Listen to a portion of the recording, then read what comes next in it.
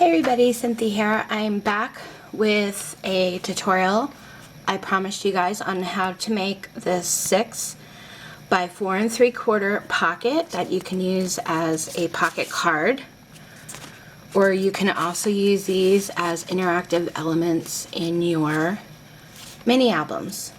Okay, so let's get started. You're going to need a sheet of cardstock that measures 12 by 5 3/4, and then you're going to want to line it up at the 12-inch. Okay, you're going to score at 6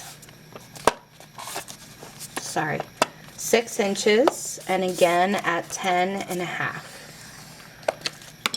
Okay, then you're going to flip it this way,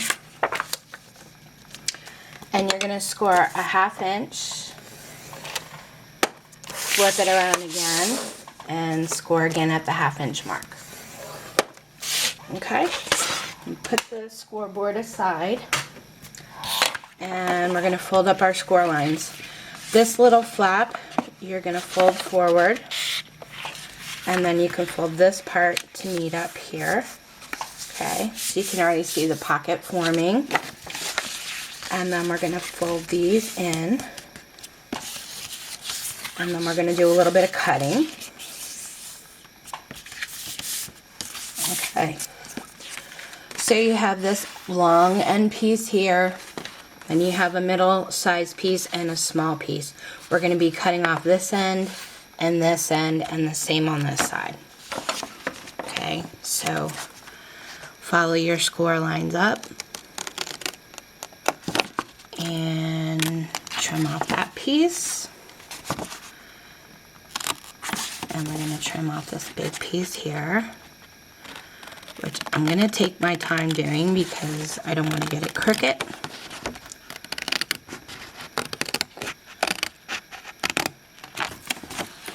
Okay. And the same thing on this side. You want to trim it up.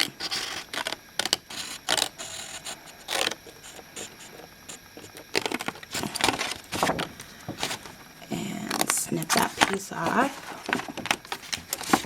and the same thing in this bottom section. Now I'm going to round the corners of this. These we can throw away. So I'm going to round the flap here and the top part, which is my card, or my back piece, my base. Okay, then eventually we're going to flip these in, add adhesive, and glue that up. Okay, but I want to add my back piece of my card matting first. That piece measures 5 7/8 high by 4 5/8 wide. Okay, so let's add some tape to it.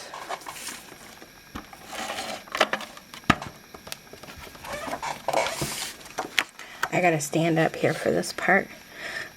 So I line it up properly. Okay, and it's gonna leave you with about an 1/8 inch of a border all the way around.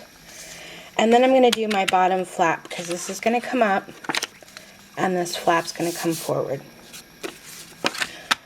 I've already rounded the corners on this piece, just on the bottom, because that's how we're gonna attach it.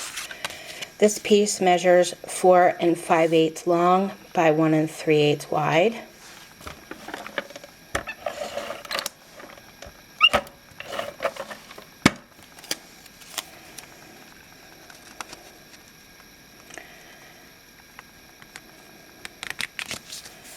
Okay. I'm going to fold my flaps over, and I'm going to add a little bit of adhesive to both sides. Hopefully I'm still on camera here.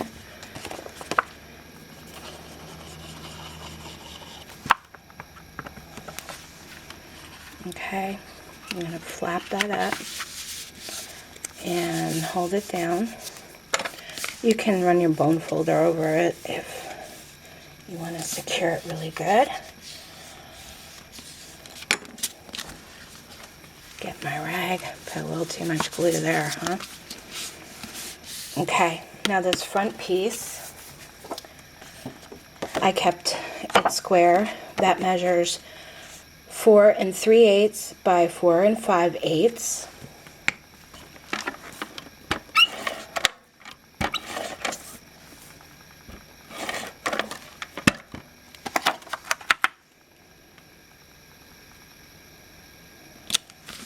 Okay, got that going.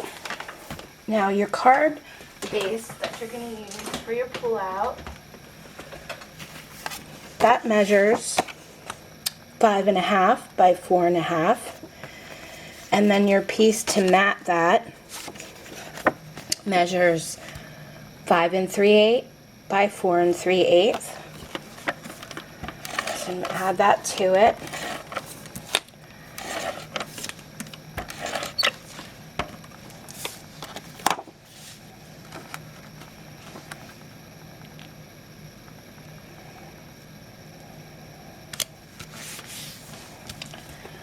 Okay, now here for my pull tab, I used my small scallop circle punch.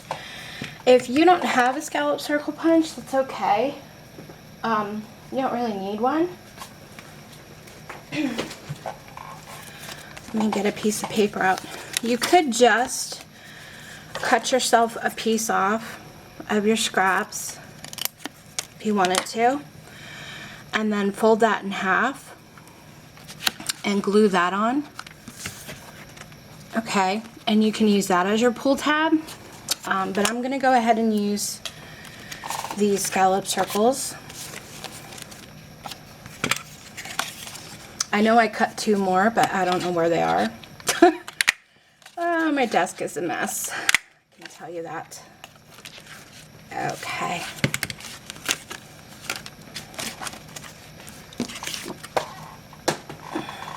Okay, so what I did for this card is I glued one piece on and then the other piece behind it. So I'll do the same here.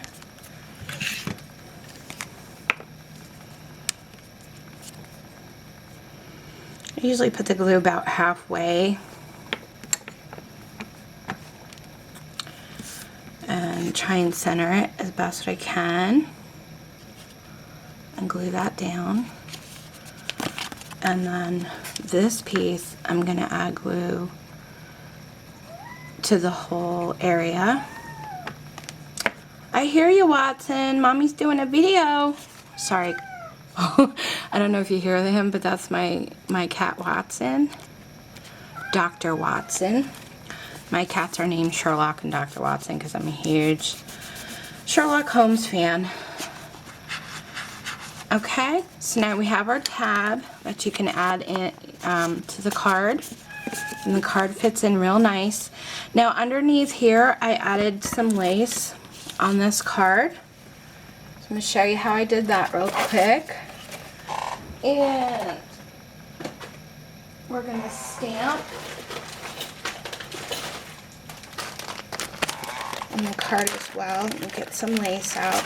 All I really did was I added a little bit of hot glue to the under flap here and just started my lace out on the edge, and then I'll just add some hot glue straight across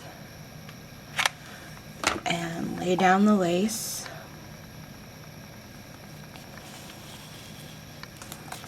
And I'm going to flip it over and trim that off.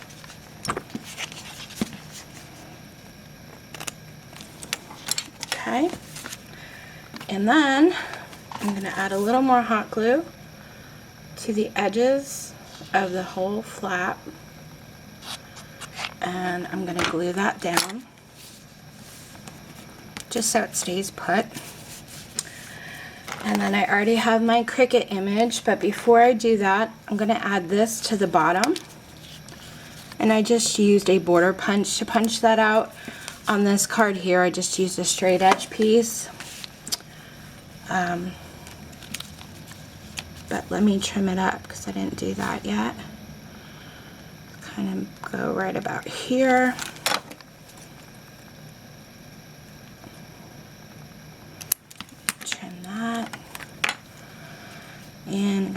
little bit of glue.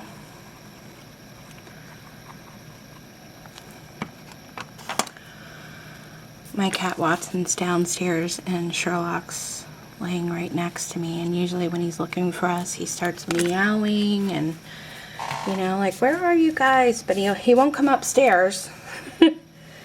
Just likes to know where we're at. Okay, so now I have my border on there, and I'm probably gonna put my basket right about here, but I want to get my stamping done. So I already have my sentiment, somebody loves you. And I'm using a little bit of the Victorian Velvet Distress ink. And get that nice and wet there.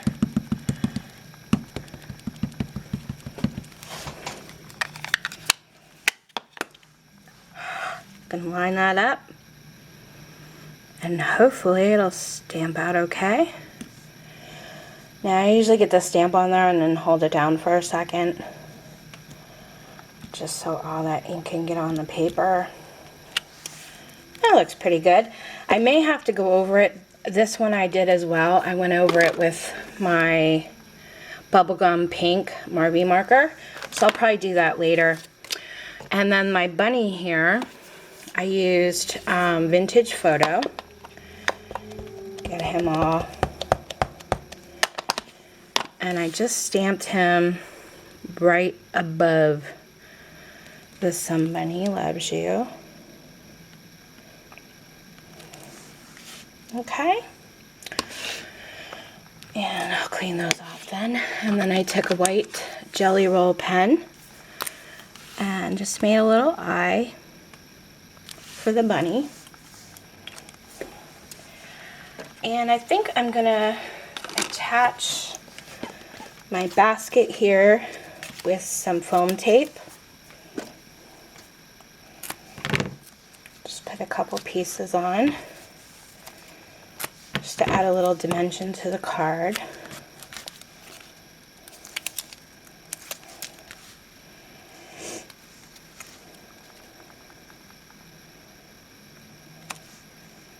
Okay, I think that looks good right about there. And then all I really have left to do is add the glitter accents to the eggs and then my little bow on the side that I just kind of hot glued on. So that's it, guys. That's how you make this size pocket. If you have any questions, let me know, and I'll be back to share my number 67th or 68th Cricut project with you. Thanks for watching. Have fun making yours. Take care.